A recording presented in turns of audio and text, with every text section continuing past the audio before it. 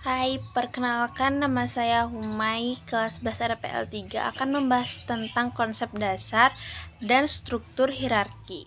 Nah, pertama-tama saya akan membahas tentang basis data.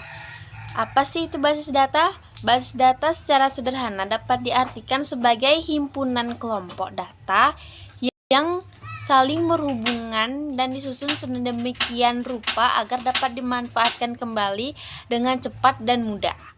Nah, sebelum lanjut, kita akan pengenalan apa sih itu file, record, tabel, dan file. Nah, yang pertama itu field. Apa sih itu field?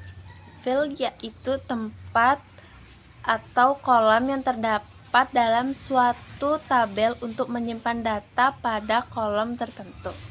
Yang kedua, record. Record adalah kumpulan field yang sangat lengkap dan biasanya dihitung dalam satuan baris. Yang ketiga, tabel.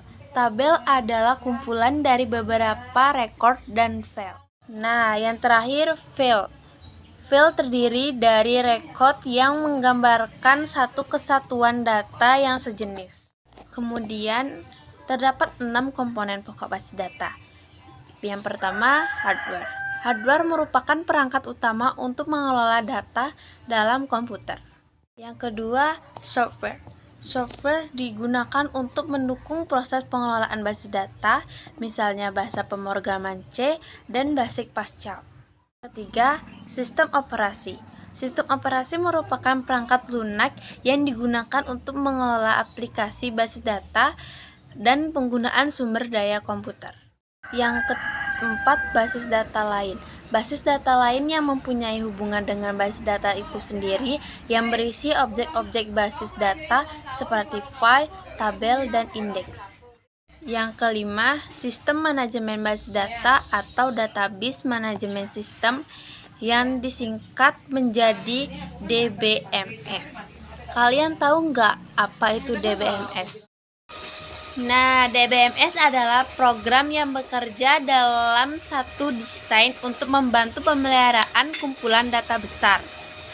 DBMS itu kumpulan tabel yang saling berhubungan dalam sebuah komputer yang memungkinkan pengguna dan program lain mengakses dan mengelola tabel-tabel yang ada di dalamnya. Keenam, user. User yaitu pengguna yang terlibat dalam pengelolaan dan penggunaan basis data. Kemudian, ada tujuan dan manfaat penggunaan basis data. Yang pertama, kecepatan dan kemudahan. Melalui basis data, pengguna dapat melakukan penyimpanan, mengelola, dan menampilkan data dengan cepat dan mudah. Yang kedua, efisiensi ruang penyimpanan. Basis data dapat mengurangi pengulangan atau redundansi data dengan menerapkan sejumlah pengkodean dan membuat relasi antara kelompok data yang berhubungan. Yang ketiga, keakuratan.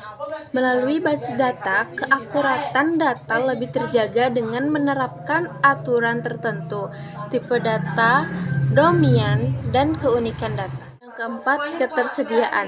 Basis data yang tidak digunakan dapat dipisahkan dari sistem database yang aktif dengan menghapus atau memindahkannya untuk menghemat ruang penyimpanan. Selain itu, dengan memanfaatkan teknologi jaringan komputer, data dapat diakses dari lokasi atau cabang lainnya. Yang kelima, kelengkapan. Basis data bertujuan agar data yang dikelola selalu lengkap untuk memenuhi kebutuhan pengguna.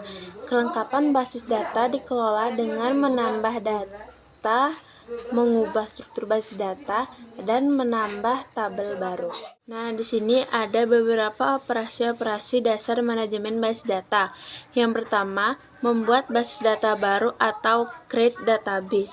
Yang kedua, menghapus basis data atau drop database. Yang ketiga, membuat tabel atau create tabel. Yang keempat, menghapus tabel atau drop tabel.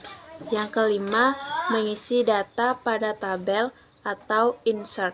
Yang keenam, mengambil data dari tabel atau search atau retrieve.